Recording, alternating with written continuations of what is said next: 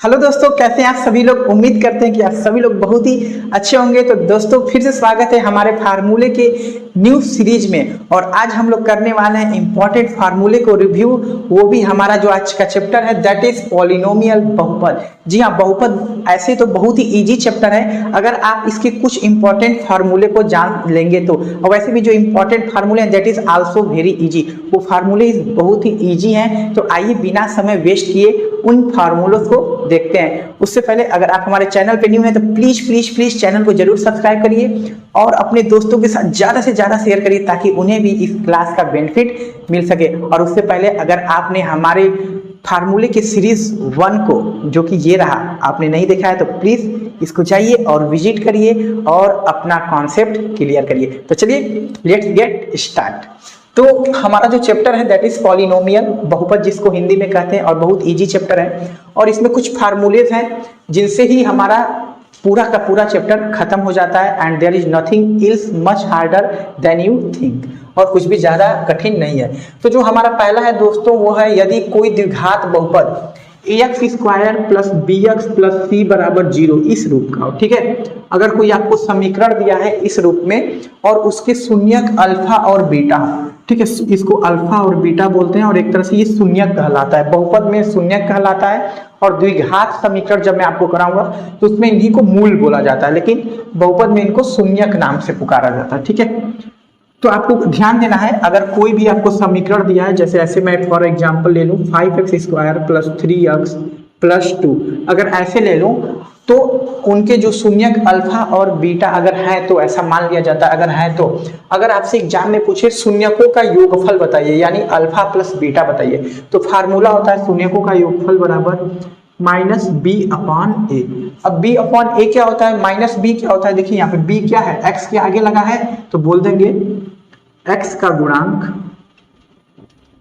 ठीक है। इसको लर्न करने का तरीका है, या तो आप बोलिए माइनस बी अपॉन ए, या अगर ऐसे भी बोलना चाहें माइनस एक्स का गुणांक, और ए क्या है यहाँ पे x square upon x square का गुणांक। तो आप ऐसे लर्न कर सकते हैं कि जो मूलों का योग शून्यकों का जो योगफल होता है अल्फा प्लस बीटा बराबर माइनस बी अपान ए, जो माइनस बी है एक्स का गुणांक है और जो ए है एक्स स्क्वायर का गुणांक है। तो माइनस बी अपान ए बोलिए या बोलिए माइनस एक्स का गुणांक अपान एक्स का स्क्वायर का गुणांक। तो सबसे अच्छा है माइनस बी अपान ए बोलने के लिए, ठीक है। अब आ जाइए शून्यकों का गुणनफल पूछता है, तो जो शून्यकों का गुणनफल होता है उसका फार्मूला होता है सी अपान ए।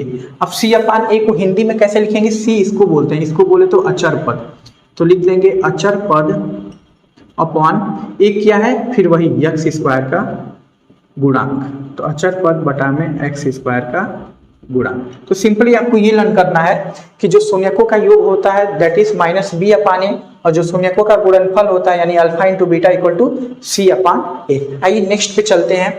अगर दिया हो यदि अल्फा और बीटा दो शून्यक दिया हो और आपको बोले द्विघात समीकरण लिखिए, ठीक है। आपको कोई भी दो शून्यक दे दे, मान लीजिए एक 3 दे दे, बोले एक शून्यक 3 तथा दूसरा शून्यक 5 है, तो बोल दे आपको एक द्विघात समीकरण लिखिए, मतलब इस टाइप में एक समीकरण लिखिए, इस टाइप में एक समीकरण लिखिए। तो उसके लिए एक फार्मूला आता है समीकरण लिखने के लिए। वो क्या फार्मूला होता है, x square minus alpha plus beta into x plus alpha into beta equal to 0। क्या होता है, x square minus alpha plus beta into x plus alpha into beta बराबर 0। इसको हिंदी में बोलते हैं एक्स स्क्वायर माइनस मूलों का योगफल, ठीक है, इंटू एक्स प्लस मूलों का गुणनफल बराबर 0। तो ऐसे करके आप क्या कर सकते हैं, आसानी से इक्वेशन लिख सकते हैं। तो ये तो रहा फार्मूला कोई भी समीकरण लिखने का। अगर आपको मूल दे दें, कभी कभी मूल ना दे के डायरेक्ट दे देता है कि अगर मूलों का योगफल 5 है और मूलों का गुणनफल बोल देगा कि 7 है, तो क्या करिए, वो समीकरण लिखिए। तो कुछ नहीं करना, एक्स स्क्वायर लिख लेना है, फिर यहाँ पे 5 बोला तो 5 लिख लीजिए, एक्स लिख लीजिए, और यहाँ पे 7 बोला तो 7 में लिख लीजिए, and that is your answer. तो ये तो हो गया द्विघात समीकरण के लिए, ठीक है। अगर घात मैक्सिमम कितना हो 2, तो ऐसे समीकरण को बोलते हैं द्विघात समीकरण।